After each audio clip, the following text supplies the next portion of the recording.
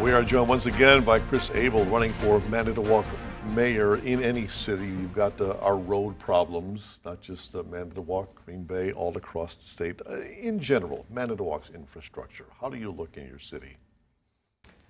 I really think that we've sort of taken our eye off the ball when it comes to road maintenance. Mm-hmm.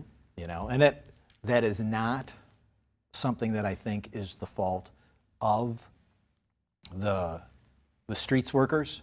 I also don't think it's the fault of the streets department. I know every year they put together a list of what they consider to be our high priority roads, but every year some of those roads just get pulled out of the budget and then don't get addressed.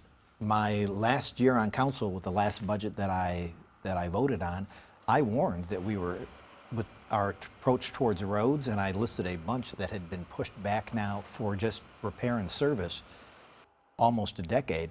I said, we're kicking the can down a road that isn't even going to exist the way we're doing it right now. Mm-hmm. So I'm very concerned about that.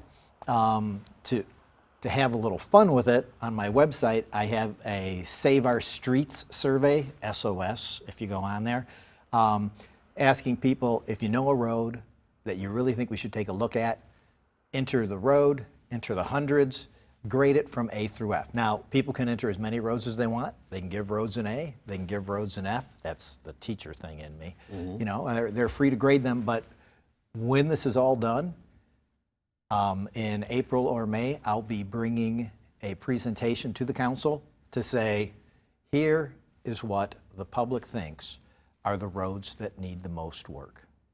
So you're having difficulty right now fixing even the bad roads, not to mention even roads that are just maybe in good shape but just need to be maintained. Right, and that's really my concern, is I want to make sure, you know, a lot of our roads in Manitowoc are concrete.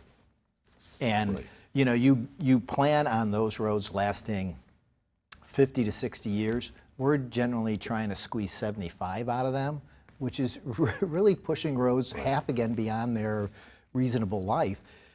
And you can do that if you keep up with the maintenance on them, but now we're starting to slide on the maintenance. And my plan as mayor is really very simple, because in the budgeting process, like we were talking earlier, one of the things I would change is say, okay, our top priority has got to be public safety.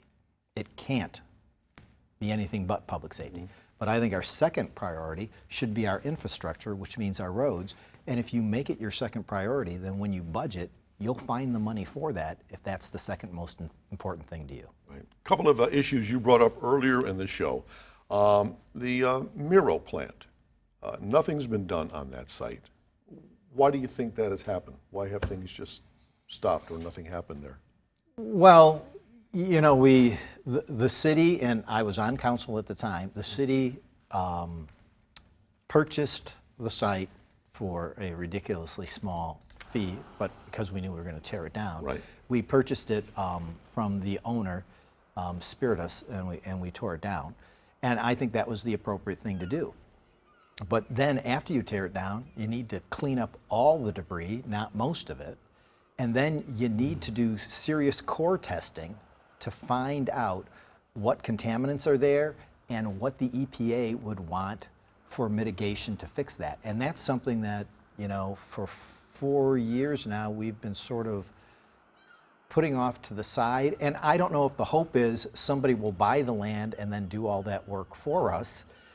Because I understand what the problem is. If you do that work, it's going to be expensive, which means it increases your cost for selling the land.